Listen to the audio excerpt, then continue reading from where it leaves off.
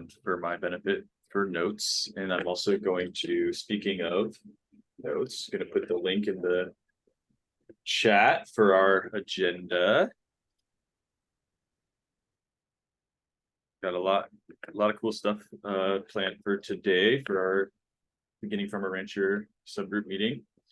And I think we'll start with some introductions. We got new folks here on the call that haven't joined us in the past, and I think it's important that we all get to know each other. So let's be quick about it. We'll do a name, pronouns, organization that you work with, and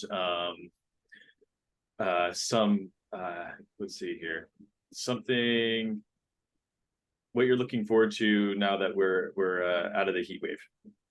I guess it's a good whatever you feel inspired to say. I've been stumped on these icebreaker questions recently, but and then we'll pass it to the next person. You can pick the next person, so we move that down the line. My name's Andrew, Farming for the Future Working Group Coordinator. Met most of you. Appreciate y'all for being here. I work for Oregon Community Food Systems Network. We'll be giving some good updates on things that the working group and the full working group and the organization are working on later. And yeah, excited to get out with my kiddo, go for some bike riding. We haven't done that in a little while with all the smoke down here in Eugene, so hoping that passes soon. And I'll pass it to Tara, who's going to be presenting today. Hi everyone. Yeah, I'm Tara. I use she, her pronouns. I recently graduated from the UO with my master's degree, so I'm no longer there. And I think I can say, since I'll be starting my new job on Monday, I'll be working with OAT as the new land program associate. So I'm really excited for that. Yeah, and I went on a walk this morning, which was really nice because yeah, the smoke in Eugene has been pretty bad. I'll pass it to Sage. Hi everyone. Hopefully my AC isn't too loud because it's still pretty hot here in Portland. But hi everyone, my name is Sage Fairman. I use she, her pronouns. I'm with Adelante Mujeres. We've had a few staff changes, so this is my first time joining the group today. Lovely to see you all. And something I'm excited about with the heat wave going down is we have our farmers market tomorrow in Cornelius that will be only 80 degrees instead of the market that we would have had yesterday, which would have been 102. So we have to cancel that one, unfortunately. So excited for more farm fresh produce. And I'll pass it on to Sherry. Good morning, everybody. Welcome to be back. It's been a bit of a time away, but my name is Sherry Knoxall. She, her pronouns. I have two hats that I wear when I come to these meetings. One, I'm the director of the Oregon Agricultural Education Foundation. So we're the 501c3 home of the Century Farm and Ranch program, a scholarship program where we this year record gave away $57,000 to students. Summer Ag Institute for Teachers, and Real Oregon. Also, my other hat, I have a private practice. I'm a facilitator for succession planning for family businesses. In terms of the heat wave, actually what I'm excited about is typically by this time in the year, I have my Christmas card photo and I don't have it yet. So I feel like with the break in the weather, maybe I can get back into planning my Christmas card photo. Let me turn it over to Andrea. Thanks, Sherry. And I would actually like to officially welcome Tara to our team starting on Monday. So she beat me to the punch. I was going to welcome her today in front of everyone, which is the first time we're able to do that. So welcome, Tara. We're really excited to have you join us. Andrea, Education Program Director for Oregon Agricultural Trust. She, her pronouns. Really excited to not have to worry so much about animals that we have here. So chickens and rabbits and goats and things like that get a little too warm, and it gives me a little higher anxiety. So really excited to not have to worry about that. Let's pass it over to Heidi. Hi, everyone. I'm Heidi Nordyke. I'm with the OSU Extension Small Farms Program up in the North Willamette Valley, the metro region. And I am excited to sleep at my house again tonight. So I've been sleeping in my mom's basement for the last like 3 or 4 nights. So I'm grateful that she lives close and that I have a cool place to go to sleep. But I am looking forward to a cooler night tonight and I can be back home. So, and I will pass it to Courtney. Hi, everybody. Courtney Stone. I'm coming from Friends of Family Farmers. I started 2.5 months ago as the program manager for the Oregon Pasture Network. So this is my first meeting as well. It's great to be here, and I am excited just to be able to get back out into the garden, honestly. It's been too hot to do a whole lot out there recently, and I'm looking at all the lovely things to harvest and ready to go enjoy the space. Good to be here. And let's pass it to Tanya. Hi, Tanya Murray, Farm Viability Specialist at Oregon Tilth, and I'm going to second what Heidi said. I am just excited to sleep. We don't have AC, so sleeping without a box fan running. And I'll pass it to Dee.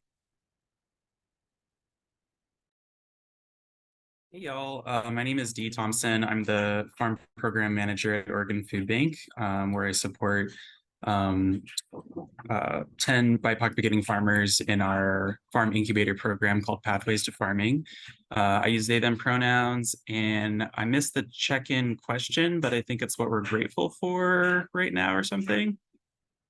Excited about, grateful for. Yes, excited about. I'm excited that my cat's gonna stop screaming at me because I haven't let her outside for the past 4 days. So I recorded a little video and posted on Instagram with George Michael's Freedom playing in the background, and it was great. It was a great moment to start the day. And I'm not sure who hasn't gone yet. Does someone want to raise their hand and I can just call on you? Stephanie, thank you. Hi everyone, my name is Stephanie Payne. I'm with the NRCS, and I was the small farm and organic specialist, and I was based out of Redmond, covering 9 counties over there. But just recently I've moved over to a new position, new for NRCS, as the urban ag conservationist that's servicing the Portland metro area. And one thing I'm looking forward to, honestly, is just not sweating so much while being outside and having all my clothes stick to me. It's the little things. And then let's see who hasn't gone. I think it was Kate. Did I see? Yeah, sure. Can y'all hear me okay? Yes, okay, awesome. All right-ish, you can hear me all right-ish. My name is Kate Crowley. I am the Farmer Training Program Manager with Rogue Farm Corps, they, them pronouns. I am looking forward to being able to open the windows in my house. They're all open right now, which feels great. So that's more in response to the high AQI than the heat. It's wonderful to be able to air it out in here. In addition to not having AC, yep, it's been pretty stuffed up because it's just been too smoky to let any breeze in. So thankful for that. And I will pass it to Alice. Hi, everyone. My name is Alice Morrison. I use she, her pronouns. I'm one of the co-directors of Friends of Family Farmers. I'm not a regular attendee at these meetings, but I realized I hadn't been to one in quite a while, and I'm just here to, listen and get updates from everyone and make sure I am supporting all of our coalition partners.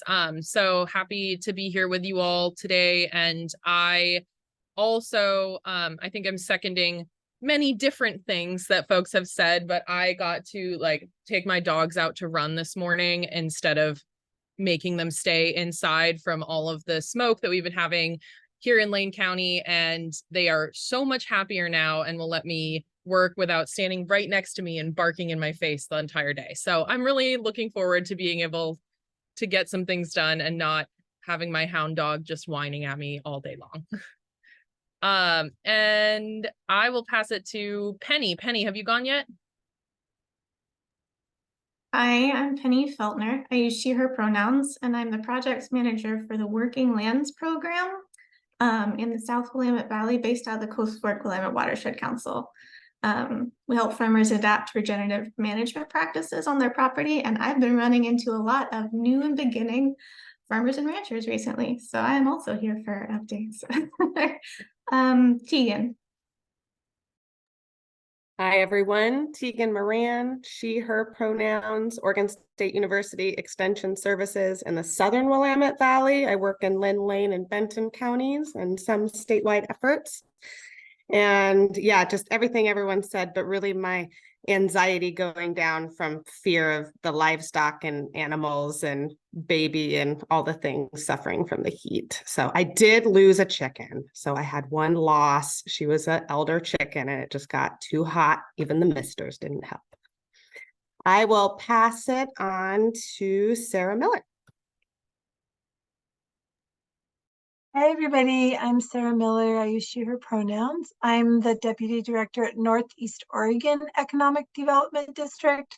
So we serve Baker, Union, and Wallowa counties, and I'm calling in from Wallowa County. And one thing that I'm grateful for is stopping worrying about all of you who are over there in the heat wave. The heat wave was much shorter and not as hot where we are. I live at about 4,200 feet.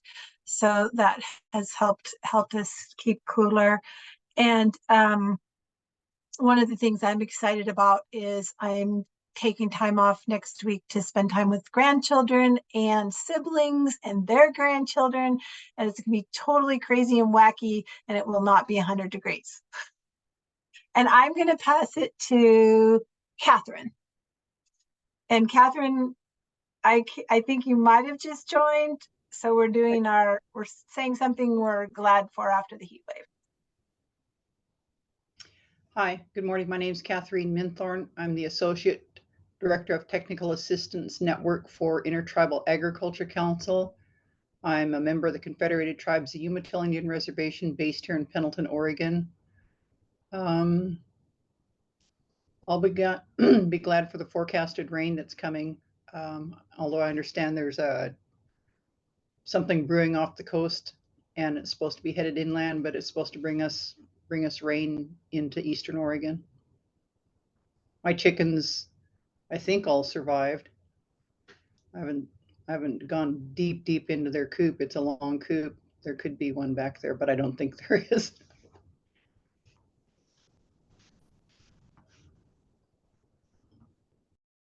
Who hasn't gone? Andy? Hello, I'm Andy Smith. I'm with High Desert Food and Farm Alliance, and I'm the agricultural support manager out here in Central Oregon. And I'm grateful because it did rain this morning, and a little bit last night, and that seems to have helped quite a bit with the smoke. Although, if it doesn't keep raining, we'll probably get more smoke. Regardless, it feels good to have rain. And Matt, I don't think you've gone.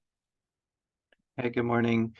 Matt Gordon. I use he, him pronouns. I'm one of the co-executive directors with Rogue Farm Corps. Like Alice, I'm not coming to every one of these meetings, but want to pop in here and there. Excited to hear from Tara. And one of the things I'm excited for is to, like somebody else said, catch up on garden work that I've definitely been putting off due to heat and just due to other busyness. And let's see who hasn't gone. Kate Browner. Have you gone? That's me. Yeah, thank you. Yeah, I'm Kate Bronner. I met a handful of you back, I believe, in February. I was an intern at that point, and now I'm the state outreach coordinator for the Oregon FSA. And I'm here because it matters. This Beginning Farmers and Ranchers, I'm passionate about it, and I want to tune in and see what everyone's been up to. And I'm excited to hear about this project as well. And the heat. I've been home with a sick daughter. She's had a fever, and so I've been like inside working from home with a sick kid, and then it's hot. And so I'm excited to just like not have that experience. And maybe get outside more. Great, thanks for being here. Did anyone not get called on? Hi, I'm Genevieve. I'm the executive director of Willamette Farm and Food Coalition. and co-owner of the Whitaker Community Market, which we do some small business incubation as well, and typically focus on farmers and artists in their first 5 years of business. So some of those resources are the same. I use she, her, they, them pronouns, and I am just excited that it's gonna stop being this awful.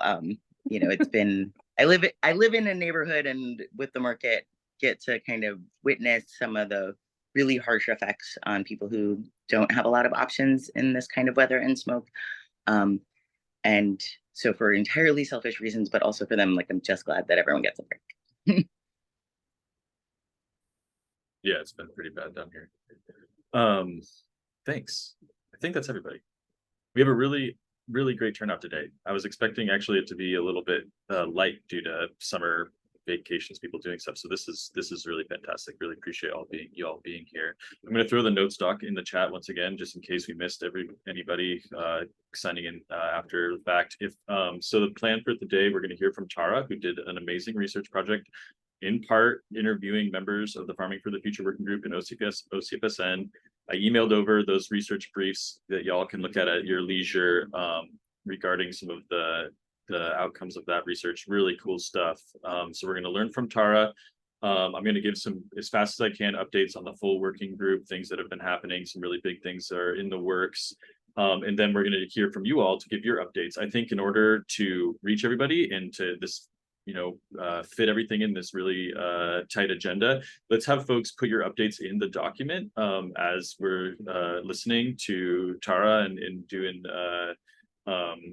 these updates on the working group, so we capture them. I don't think we're going to be able to have time to do a full go around with everybody, so I think we're gonna include it in the notes so folks can read it, and then we'll do highlights from folks of like really exciting things, and we'll try to fit in everyone as much as we can. But just looking at the time, I think that's where we're at. So we're going to jump to Tara. Thank you. Yeah, I'm really excited to share kind of my research, and thankful for all of you that did participate. And I just wanted to say before I start that this research kind of ends in an open-ended way, and a lot of what I learned from you kind of influences that. So as I go through, I'd really love for you to pose questions, provide your feedback and input, and tell me about your experiences that relate to what I'm saying or are different from that. Yeah. Let me share my screen and then, okay. All right, can everybody see that? Okay, great. Okay, this is the title of my thesis. I did this research with the framework of agroecology in mind, but that's not super important for this presentation, but just keeping that in mind, maybe. Yeah, all right, so these are the research questions that framed the questions that I asked everyone that I interviewed and the research that I did. And each question aligns with one chapter in my thesis. I would not really recommend people to read the entire thesis. It's a pretty dense document. If you want to know more details about what's in the research briefs, it could be good to reference back to the thesis. But it's a pretty dense read. But also each of these research questions aligns with one research brief. So that's how I'll go through this presentation as well. Okay. So the way that I came up with these findings that I'll share today is I did historical analysis, really looking into the history of Oregon and how it relates to agriculture. I interviewed 15 of you, and then I also took part in a lot of OCFSN's meetings and gatherings that informed kind of more broadly what I found.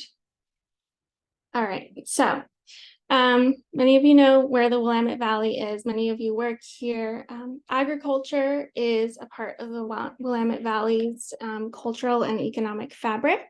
In Oregon, agriculture accounts for 13% of the state's economy, half of which is contributed by producers in the Willamette Valley.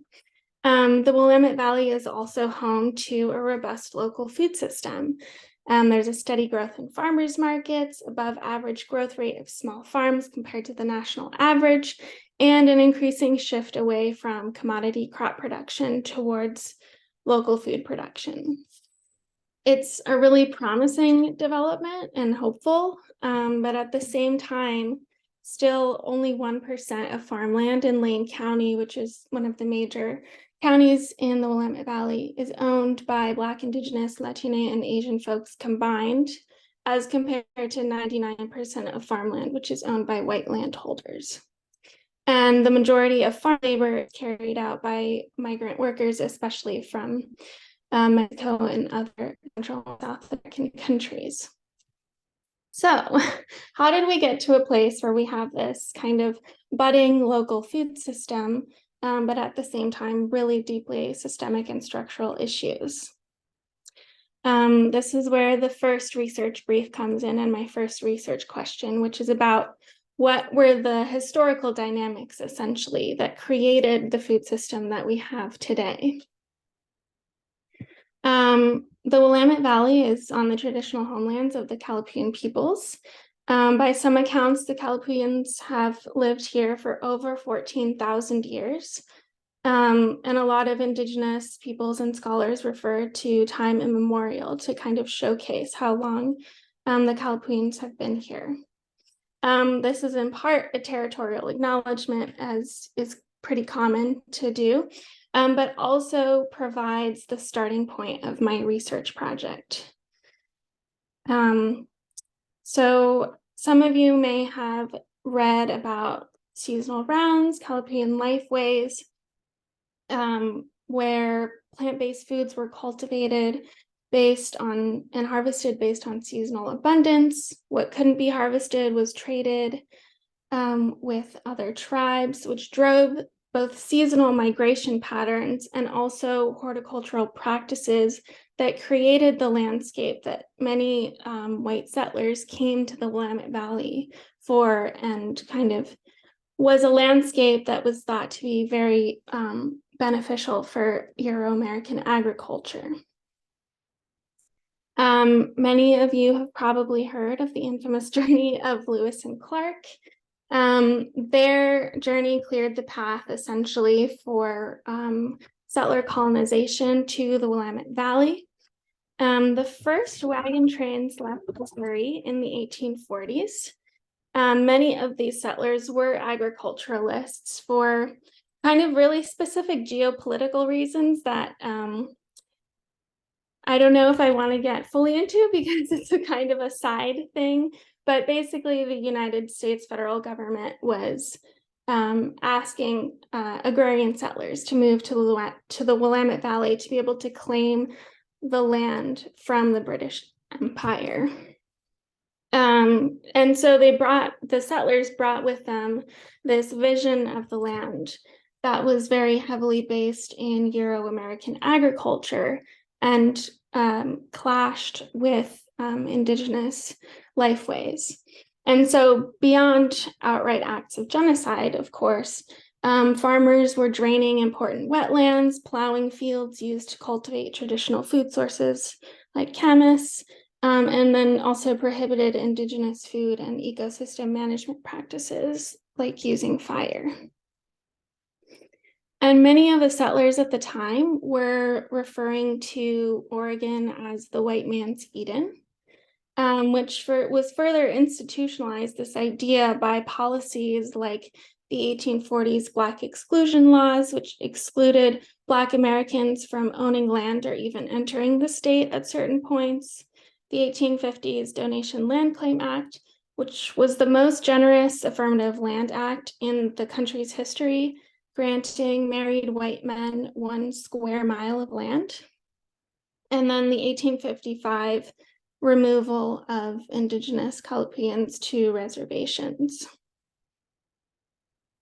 The kind of agricultural landscape that this created necessitated some kind of temporary labor. And so there were many labor programs that Oregon as a state kind of created and incentivized, including Japanese internment and labor, which you can read a bit more about in my first research brief.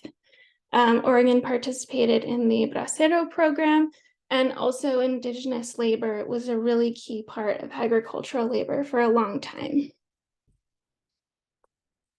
Okay, and this still occurs today, right? These racialized labor practices.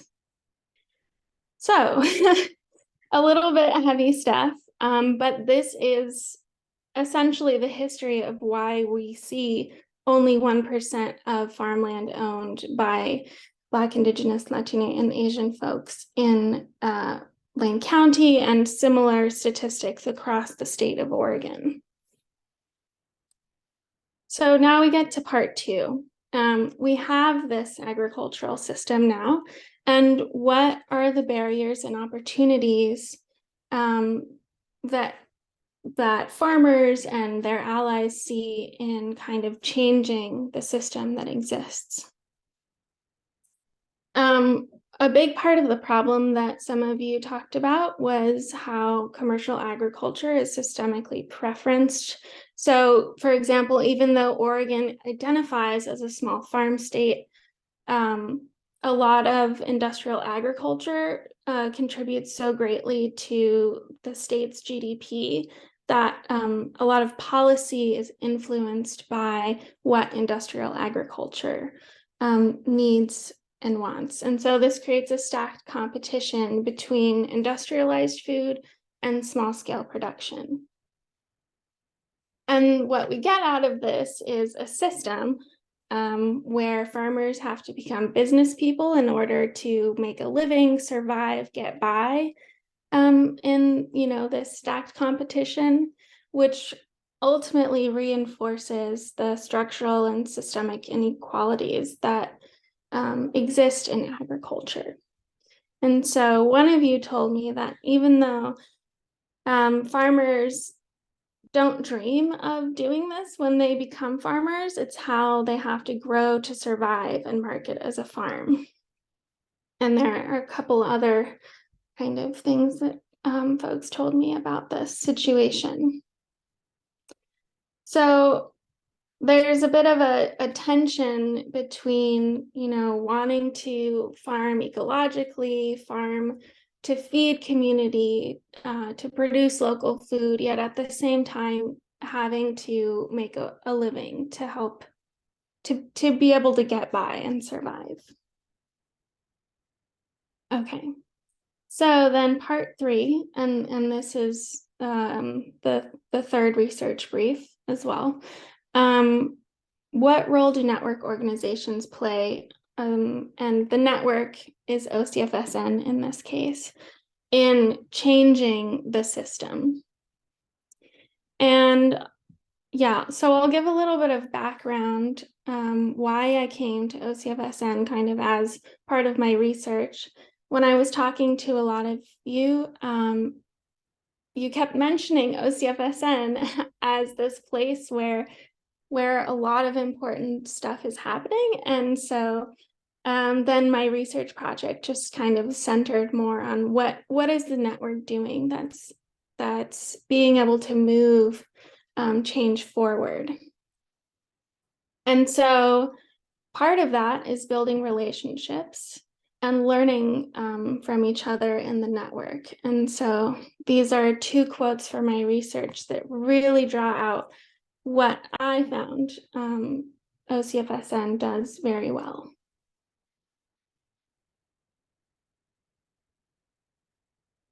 Okay, and so essentially what I thought was really helpful is that building relationships within the network has a 2-fold effect. The first effect is that by being in communication with each other on different programs, there's less of this like doubling effect or overlap of programs. And so it's possible to take a diversity of approaches that are better integrated with each other. At the same time, engaging in policy advocacy that kind of holds bad actors accountable while also uplifting small farmers and the alternative food system, or simultaneously engaging in agnostic approaches, working with big ag and industrial agriculture to change the practices happening there, and at the same time working with small farmers or BIPOC farmers on justice-centered approaches. And so because their OCFSN provides this space for communication and collaboration and relationship building, this becomes possible. And the second effect that being in network has is that this learning piece. So from, considering the history that I laid out at the beginning, transforming these injustices is not going to be an easy task, but by building trust-based relationships within the network, people are more accountable to each other and to, the things that marginalized farmers need. There's room to question, critique, and ask for what we need, and we can relate to each other as humans. So building these relationships within the network, I found it's a really interesting place where trust can be fostered in a way that actually deepens the ability to have justice-based approaches. So, and ultimately being able to move things forward differently and kind of, this is the ultimate goal, right? Like break out of the system that we have. And some of those trust building activities, basically the idea is to create opportunities to relate to each other as humans. And some of the activities that I was involved in that folks mentioned did this was, for example, the farm visit at Anahuac, learning exchanges and dialogue, like at the Small Farms Conference, or even these meetings, right? And then sharing meals during gatherings. Yeah, and I'd love to know what your experiences are with this. And then I have two kind of lingering questions that came out. Like I said, it was kind of an open-ended research project. The first question is this transition versus transformation, which is kind of like academic speak.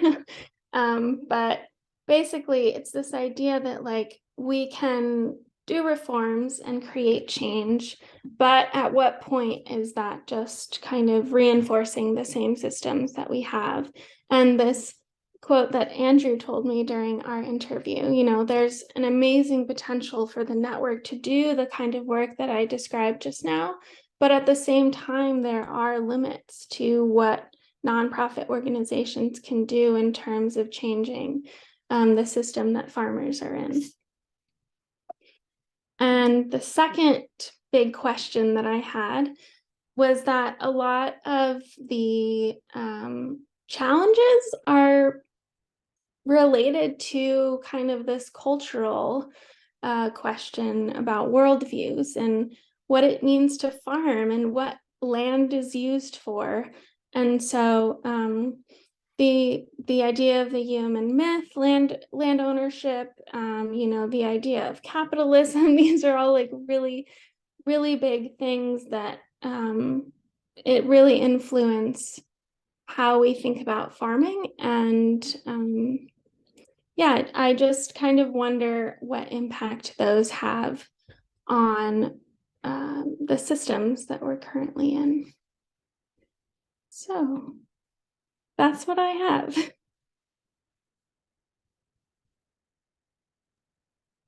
Nice. Good job. Fantastic. Thank you, Tara, so much for both that amazing work, really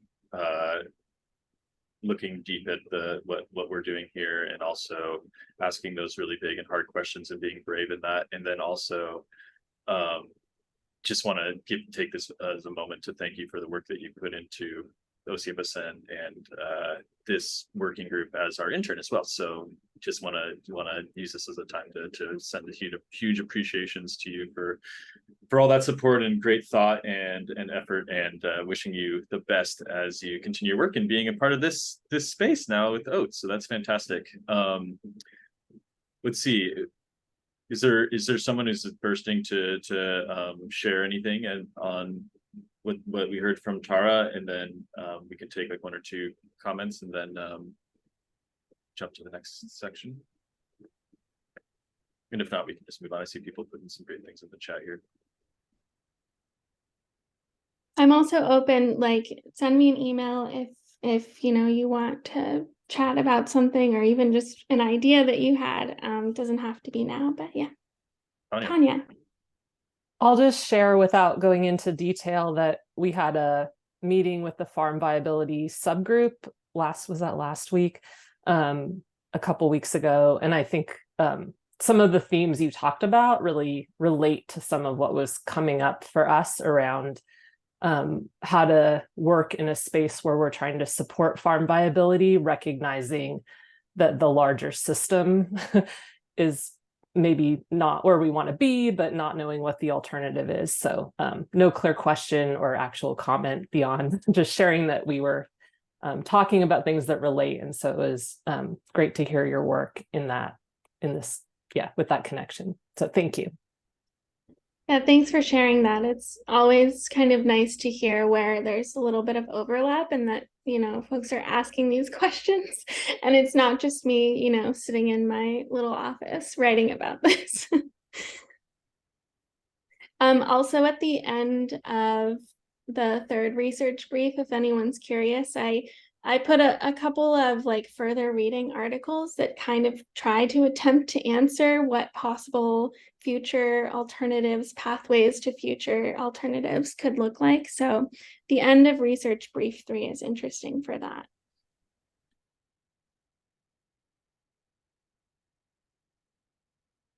Great. All right, yeah, and let's continue this work. Let's build off what Tara's done and keep asking these hard questions and challenging our assumptions. Oh, Sarah. Sarah, I don't think we got the end of research brief from Andrew. Is that one that is, how do we get to that one? If you look at research brief 3, it's just the last page on there. Okay, great, thank you. Yeah. Yeah, those are super helpful. Go into a lot of detail. Fantastic. Okay, let's jump to this next piece. I want to make sure that we're giving everyone in this space some updates on what OCFSN and the broader Farming for the Future working group are up to. So some just quick kind of highlights of what the other subgroups are doing and what has been taking up a lot of my time and focus. We've got OCFSN, we haven't made a public announcement yet, but OCFSN, it is public. OCFSN was awarded $4+ million from the state to do re-granting programs similar to our 2022 disaster relief program for farmers. That's split into 2 new programs. We have $2.65 million for farmer disaster resilience grants, and we have another one, I think it's 1.5 for food hub infrastructure grants. So this is all from the state, and we are deep in program planning, building off of the successes from 2022 and the disaster relief grants. I am project managing the disaster resilience grants and working with a really amazing team. FOF has been super supportive and engaged in developing the program. We are going to be recruiting farmer and expert advisory council for the grant program development. We are going to be really relying on our partners through this working group and others to both advise on how we are putting this together, connecting to your farmer communities and networks when the grant is open. The timeline as we have it now, the first round will open this year, December 1. This can change, but this is what we're planning right now. And we are imagining, again, as the caveat, this could change, that we're going to have 2 different grant pieces. One will be smaller grants around $6,000 for farms to implement disaster resilience practices. Huge list of things that can be covered in under that, but less competitive, probably more first come first serve. A larger amount of those grants, and then there will be a smaller amount of larger grants that are focused on more collaborative efforts for farmers to get more funding to create more resilient operations with their partners. So that's just to say we're in the very beginning stages of that. I want to be really clear that we're working with all of you very closely and for advising and then outreach on this, and more to come. We'll be doing webinars, info sessions, recruiting producers in region and in community to do direct outreach. So we've got a really good plan. I'm really excited about it. I think it's going to be a really awesome opportunity. And just interrupt if you have questions as I go through these things. There was a group that came together working on the capital assistance for local farmers, RFSP grant, that's been submitted a while back, and we're waiting to hear. Things are looking promising.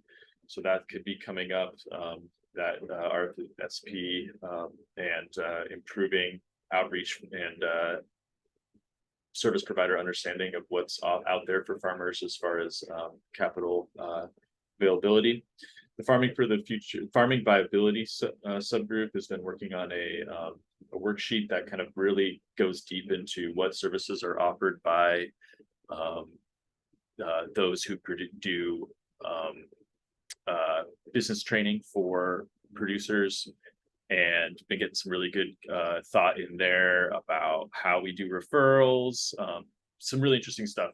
That group has been getting some good energy, and in part that inspiration is coming from the creation of the new Regional Food Business Center, and making sure that those of you who offer services are connected to the RFBC and the farmers that are getting referrals and resources from that new Regional Food Business Center. OCFSN is in the hiring process for the state coordinator for that RFBC. OCFSN is housing that Center for OSU Center, Small Farms and Community Food Systems is, and ODA are the two leads on that. So that's, we're expanding our staff. The climate subgroup has been really focused on our tricky topics conversations. We've had a conversation on carbon soil sequestration. We've had a conversation on water law.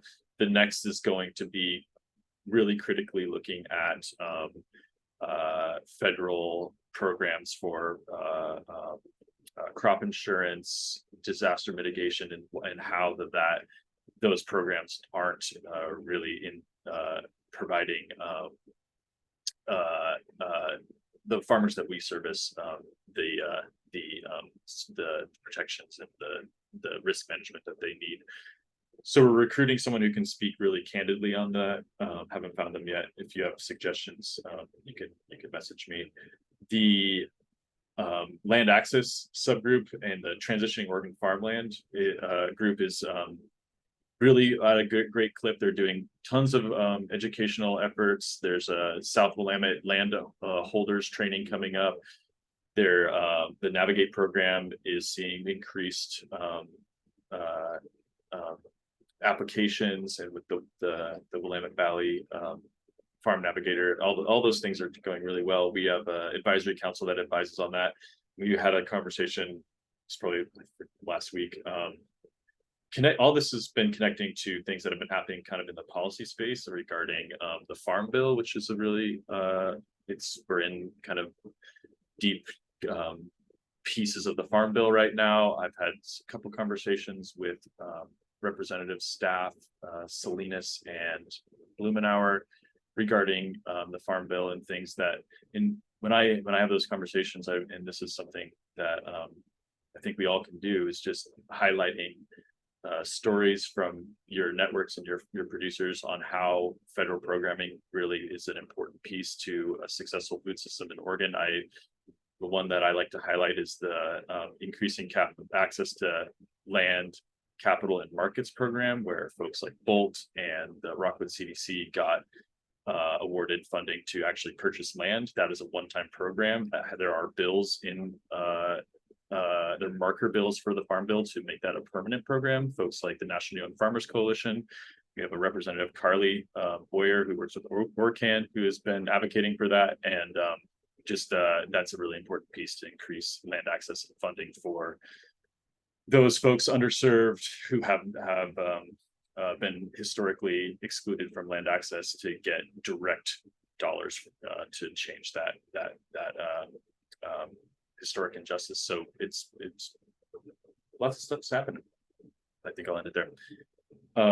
As far as the we'll move to the next piece unless someone has something I've missed or a question.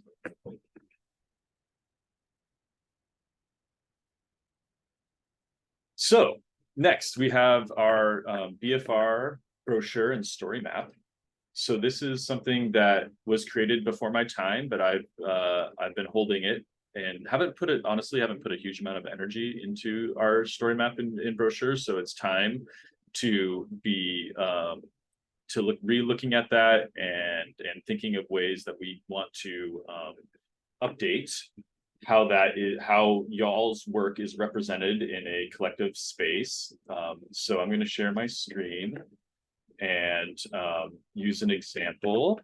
Thank you, Kate, for looking at your section on the story map and see here, where am I?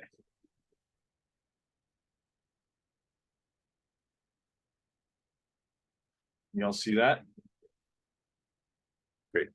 So this is our story map, and we this thing like right in the middle.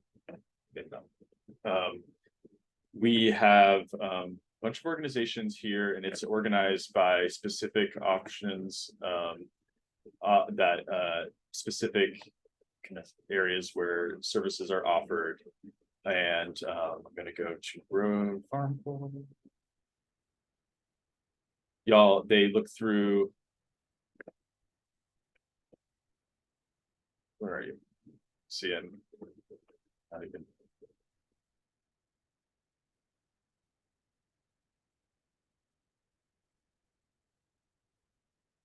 Huh.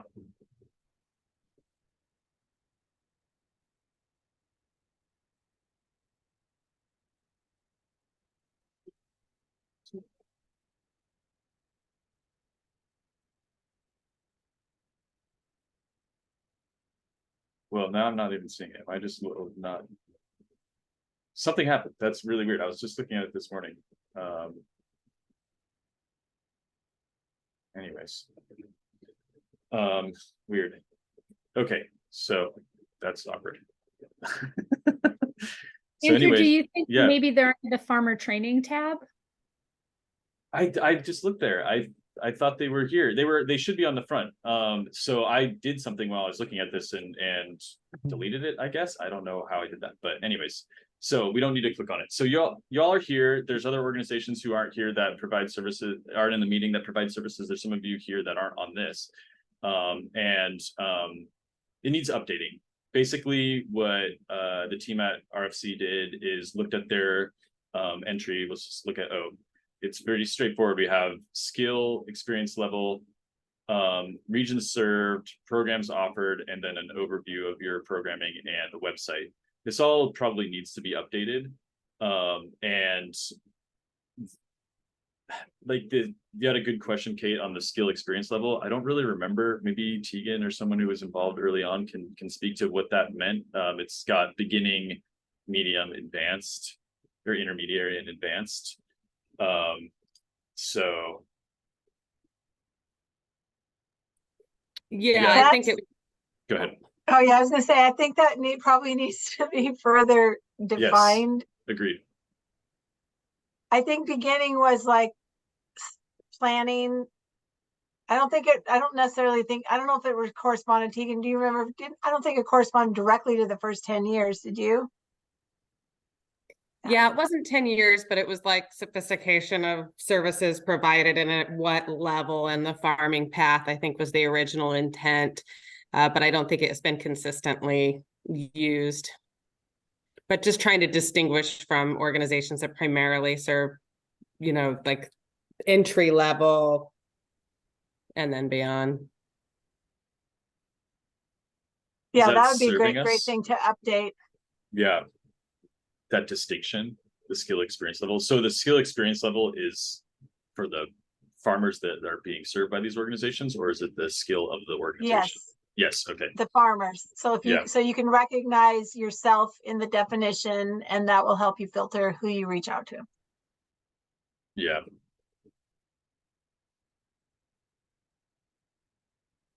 Maybe we use more shared language like the BFR language. I don't know. Anyways, I think, you know, we'll work through that, and I'll give an update when we via email on what we decide on how to make that clear. There might need to be a key for folks to understand, but Definitely. yeah. Yes, please. Yeah. So we can do that. So there's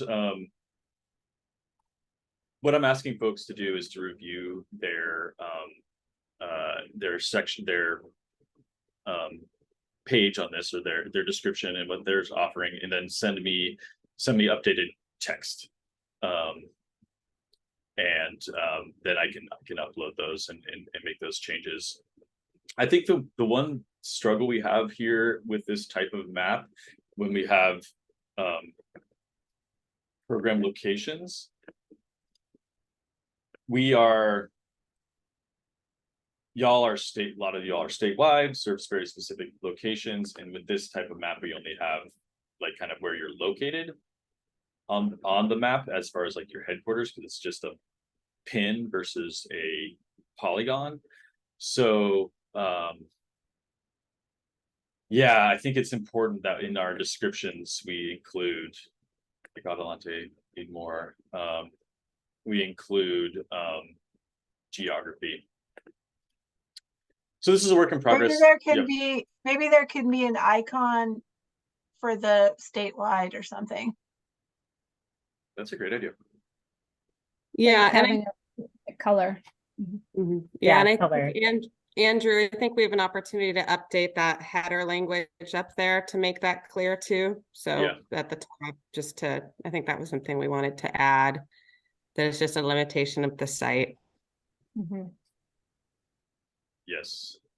So we do have another option, and I have it here. Shin has been putting together a map for OCFSN as a whole. Member organizations, this isn't really public yet, but kind of showing locations for the entire network. And we could have a piece for Farming for the Future under this map. It's similar as far as we can create the details. I'm hesitant to jump over to this. I think we should just keep going with what we have. I think it's working with our ArcMap map. I hesitate to say story map. It's more of a resource map. So I'm not going to recommend that we move over to this. Maybe we can just link it somehow, or just have a simpler version on the full OCFSN map for orgs. We do Farming for the Future work. Then, so my request to everyone, review your entry. If you don't have an entry, you can use this form to, I'm gonna put it in the chat. Oh, great. To add your organization. I'll include that. We have that on our website, but it hasn't really been used. I think there's like one organization who's used that. Second, we have our brochure. So this is the brochure that gets printed out, glossy, single fold, that shows the work of the organizations in a paper format for events. And so here's this link. Put that in the chat as well. Oh, you did an error message. What did I do wrong? You just need to change the settings on the form to accept new responses again. Really? Well, here is let's try this. Sorry, everybody. This is. Oops. That's the brochure link that's on our website. This is the form.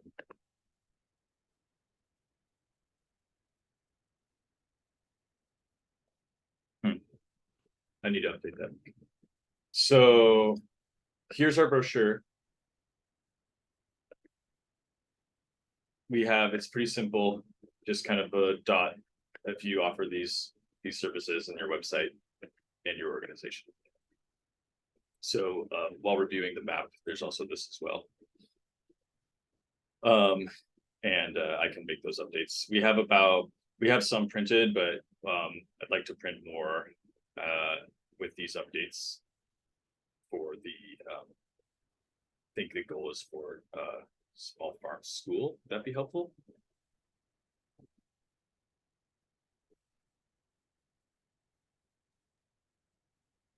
I think that would be helpful, Andrew. It's pretty quick turnaround. Yeah, that is a quick September. turnaround. Do you have some, Heidi, already for like the older ones? Do you still have those, or do we need? I just did some outreach last week. I probably have like maybe 40 or 50 left. Okay. We Let's have you and some I as talk. well. I have about that many left too. Of the printed ones. NRCS reached out. I sent them about 100 at one point. Their outreach team. So they're using them, which is cool. Okay, I think we'll keep moving that forward. I don't want to take a lot of time here because I want to hear from you all. I'll read through the notes or the chat. I see a bunch of things in the chat. We're also considering the working group gathering for 2024, kind of where and when. And if you are interested in being on a planning team for that, really appreciate your thoughts. Could either say yes here in the chat, or we can I'll send another request to the full working group for organizing a planning meeting for that. But I want to make sure in the last half an hour y'all have a chance to share your updates. It looks like we have a lot of good stuff here on the notes. Thank you for putting that in there. But yeah, anybody have any things that they want to share with the group? Needs, requests, I think would be priority. If you have like, I really need y'all to share this upcoming event, or I need some ideas on this challenge that we're having. This would be the time for something like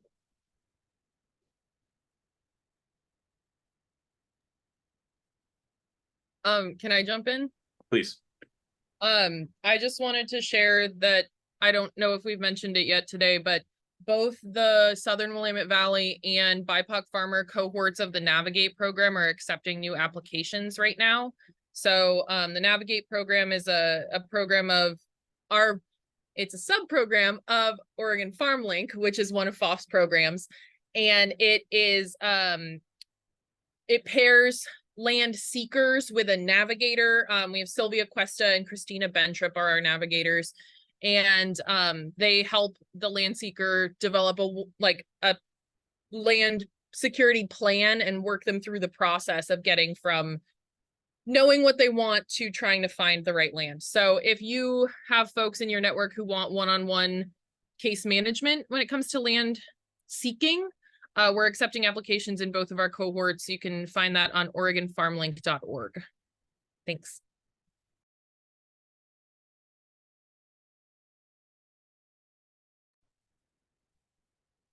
I can jump in real fast.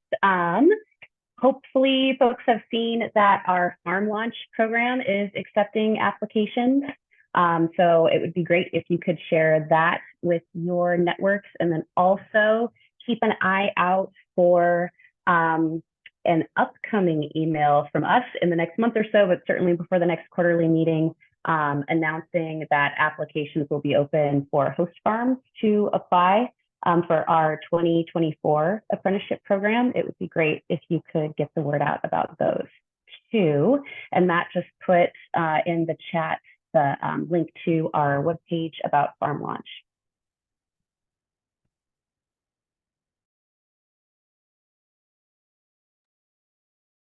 Just wanted to take a moment to lift up the work of a community partner with Oregon Food Bank, which is Kalo HCC, or the Hawaiian Civic Cultural Club.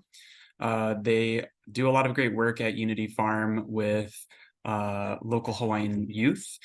And just in light of the fires in Maui, wanting to, in particular, lift them up with a couple ways to connect with their work.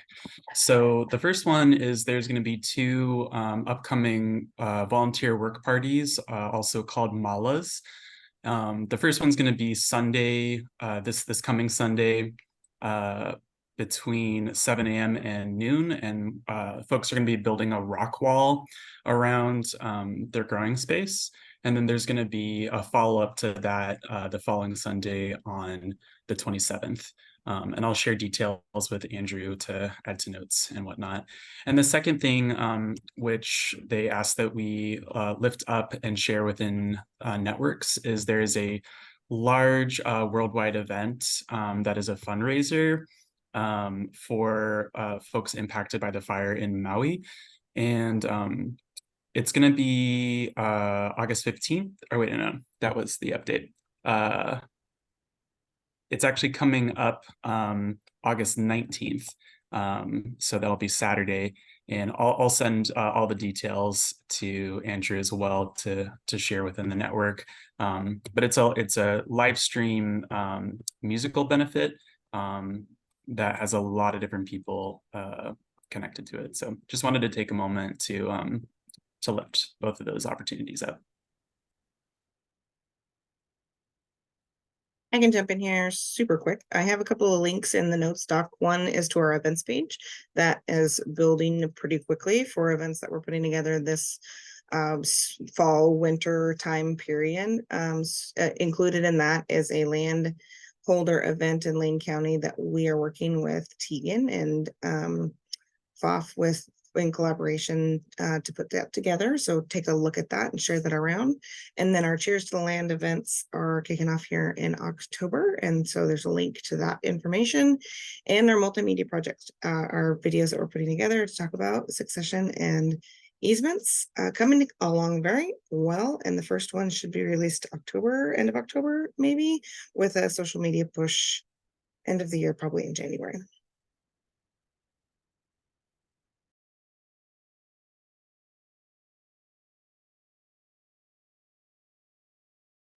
I have a few updates and really interested in working with some of you on some of these like climate resilience, climate adaptation projects that you have at the North Willamette Research and Extension Center in Aurora. We have some climate adaptive strategy demonstration plots and workshops coming up. We had one on irrigation decision making on July 18th. Next week, we have one on reduced tillage options. And then on September 6th, we have a dry farmed field day. And then Tegan's got a couple of dry farm field days down in Corvallis coming up also. And then many of you are coming to Small Farm School on September 13th up in Oregon City. I put the link in the chat and also in the meeting notes. There's scholarships there. We have full scholarships for veteran farmers and BIPOC farmers. I put the codes in the meeting notes also. And then there's a discounted registration for students or farm interns or anyone that, struggles to pay the full rate. And if anyone has any issues with, the cost, reach out. Okay.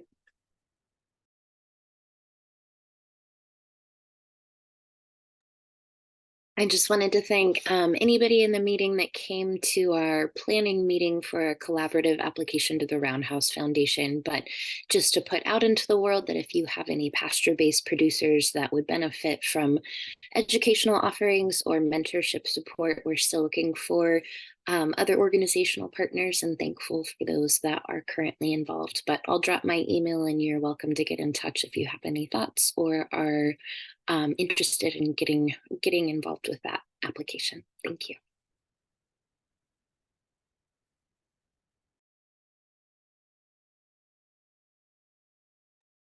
I wanted to share an opportunity if you all have farm families and there's an owner who is resisting their estate planning through Portland Community College Community Ed this fall term in celebration of National Estate Planning Awareness Week, which is October 16th through the 22nd. I have 2 classes to help them avoid procrastination. One is online and one is actually on campus.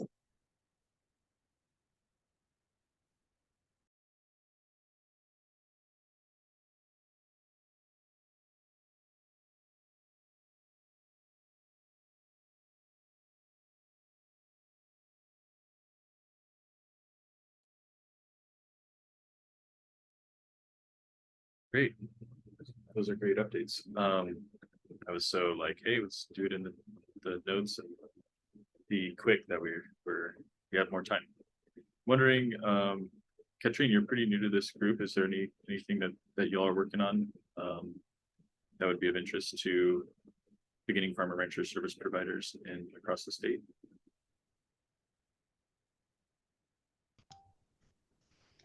We have a division within IEC, the regenerative agriculture program, and I believe they have something in theirs for beginning farmers and ranchers. And what group was that? Division of Intertribal Agriculture Council. Great. We'll look into that.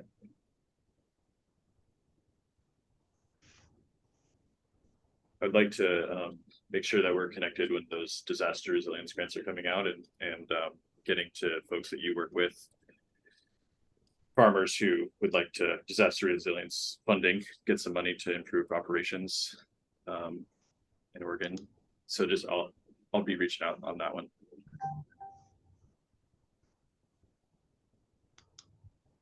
Great. Anybody else have updates?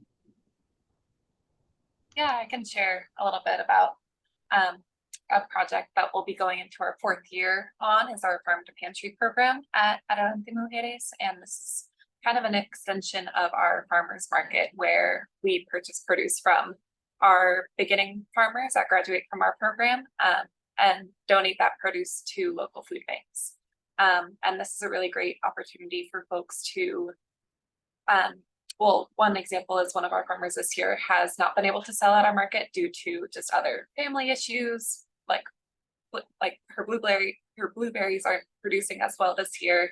Strawberries didn't do so well, but having that program from September through December, really, she's been able to freeze some of her berries and we're able to purchase those to donate to families. So this is a really cool opportunity to kind of support them in the off season and make sure that, you know, if they can't come to a market or really kind of give that energy that we can just purchase directly from them.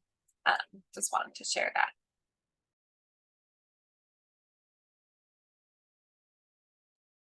Fantastic. And it looks like you've hired a new access to capital coach. That sounds very interesting.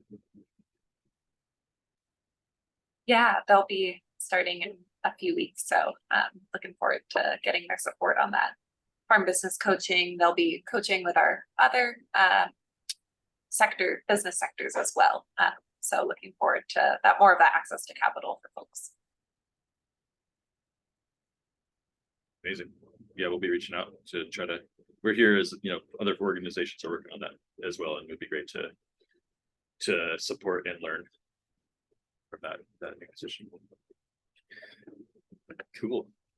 Yeah, Andrew, I have one more thing to add. I put it in the chat. The announcement just came out that EcoTrust received a $1.5 million grant, $1 million grant to run a program it's going to be, I think Stephanie might be able to add to this if you know more about this, to create an urban agricultural center in Portland.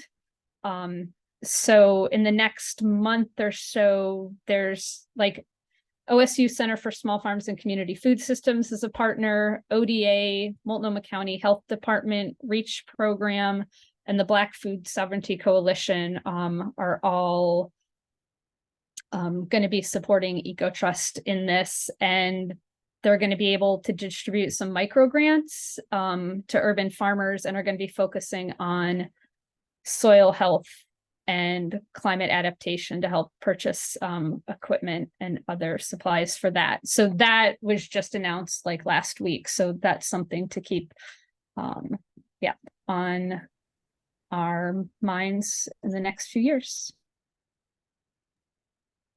Yeah, and I can chime in on that. I learned a little bit about that last week in a training. And so there's a whole new USDA Urban Ag Initiative. It's just getting started. And under that, there's cooperative agreements. And so EcoTrust for Oregon was the recipient of our cooperative agreement. And so currently right now we have an urban ag office that's developing, and it's out of the Clackamas County office in Beaver Creek. It's very new. There's not a lot of very clear answers of how it will grow, and you know, but I sat in front of the committee from the national office, and they're very passionate and really believe in the work. So there's currently 17 service centers nationwide, and they want to make good things happen. So that is something. There will be an annual, from what I've heard and what I understand, is that there'll be an annual cooperative agreement going out. So hopefully next year we'll also see another agreement and a recipient, if it isn't the same one or what. And then on that same topic, like from the USDA FSA standpoint, there's also the Climate Smart Commodities Initiative going out, and that's brand new as well. And I'm the Climate Smart Commodities point of contact for Oregon. I just sat in on a call yesterday, and I'm just learning about it. So as things kind of come my way, I'd love to continue sharing that with the group, but I've been kind of silent here in this call because it is also new, and I'm just trying to get a good grip on what I can share and what really is happening that's valid and true information. So thank you, Heidi, for bringing that up. Yeah, I think since we're on this USDA kick, I should chime in too. So yeah, so I'm stationed in that Beaver Creek office that Kate mentioned, designated as a new urban service center. And so I'm the NRCS Urban Ag Conservationist. So what Heidi mentioned with the agreement with EcoTrust, that's all being held, just for some context, at the state level. My role is going to be more like the field office level, working directly with producers through our Farm Bill programs that are already established, like EQIP and CSP and all the other acronyms. So we don't have yet any details on new programs specific for beginning farmer ranchers or for small scale or urban producers. I imagine like our fund cycle usually kicks up again in the fall, and with a new Farm Bill potentially coming out, there might be some more opportunities. It's been on my radar. I just got in this role, I think this is my 3rd or 4th week here. So it's kind of been percolating in my head. A lot of folks are asking for, funding specifically for urban producers, like what is the NRCS has an urban fund pool? We don't at the state level. And that is something that I'm thinking about and potentially going to put together to implement for fiscal year 25. So to develop it this year to implement in the next fiscal year after that, which would be in October of 2024. So that's just like in my head. That's as far as it's gotten so far. So just a heads up there.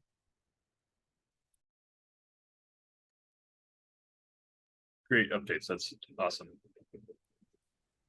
I also just want to chime in because from the presentation that was shared, something that came up for me was sharing food in groups and how that really brings people together and creates community and a stronger network. And something I recently ran into within my role in the government side of things, was that I'm not allowed to sponsor food or bring gifts or anything. It's all policy, and I'm restricted to do those things. And that's kind of, to me, shows that systematic issue. And I just didn't know if everyone else knows that about the government, but I have like restrictions of the price of a gift I'm allowed to give and all of that. Because so many times I'm like, I'd love to bring a bring a gift to this important meeting, or and I'm restricted. And so I don't know when or if that will ever change, but it is something that I'm very aware of, and it hurts to be limited in that way. And so I just really thank you for highlighting that. Yeah, thanks for sharing that. You can still come to our events. We're not going to stop you. But we're no secret. We're here to create a welcoming space for all, and with the limitations that we all have experienced. So, but thanks for showing the very physical and clear way how those limitations come down through these policies. Anybody else have any updates? I'll just add, I added this in the notes, but we currently are going to have one open spot in the Pathways to Farming incubator program. And we are wanting to do more outreach this year. Last year, we promoted it mostly internally within the farming cohort, and we'd like to expand that this year. So I shared a loose timeline that we currently are working with in the notes. If folks have any questions, I'm just going to drop my email in right now. And yeah, just wanted to lift that up, and also offer that if anybody is interested in touring the space at Unity Farm or meeting with me one-on-one to learn more about the program, happy to make time for folks that are service providers and also interested applicants.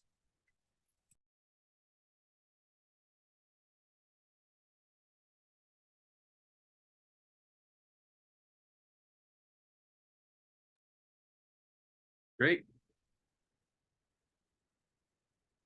Hey. How are y'all feeling?